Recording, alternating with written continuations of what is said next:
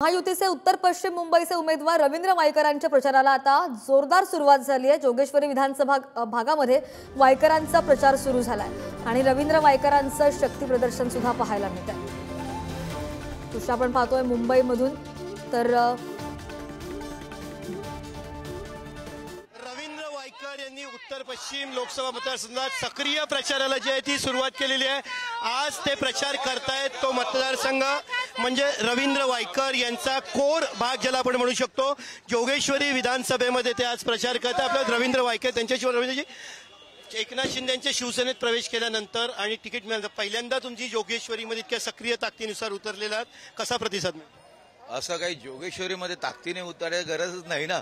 गेल्या 92 पासून किंवा 50 वर्षापासून मी जोगेश्वरीमध्ये आहे, त्यामुळे ही ताकद आहेच। कसा रिस्पॉन्स मिळतोय लोकांचा? कारण गेल्या काही काळामध्ये पक्ष बदलला, दुसऱ्या ह्याची कुठे नाराजी दिसते का लोकांमध्ये आणि ते मतपेटीत येईल असं वाटतंय? पहिले आणि कन्फ्यूज होते, पण आता लोक समजदार झालेले आहेत, माहिती पडलेलं आहे। त्यामुळे लोकसभेमध्ये कोणाला पाठवलं पाहिजे, कोण उजवा आहे, कोण काम करू शकतो हे दिसून येत आहे। त्यामुळे कन्फ्यूजपणा लोकांचा गेला।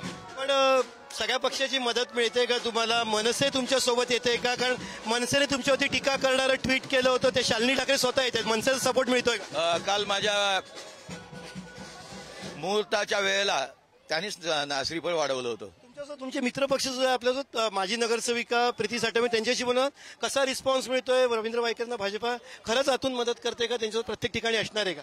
कसं ही लढाई जी आहे ती देशासाठी आहे, देशाच्या सुरक्षतेसाठी आहे आणि त्यामुळे जो खासदार आमचे तिथे प्रश्न मांडणार आहे आणि जो खासदार संसदेत जाऊन नरेंद्र मोदीजींसाठी हात वरती करणार आहे, त्याच्यासाठी सगळेच जण आम्ही या ठिकाणी वायकर साहेबांबरोबर आहोत। कॅमेरामन नागेश सोत, पंकज दळवी, पुढारी न्यूज, मुंबई।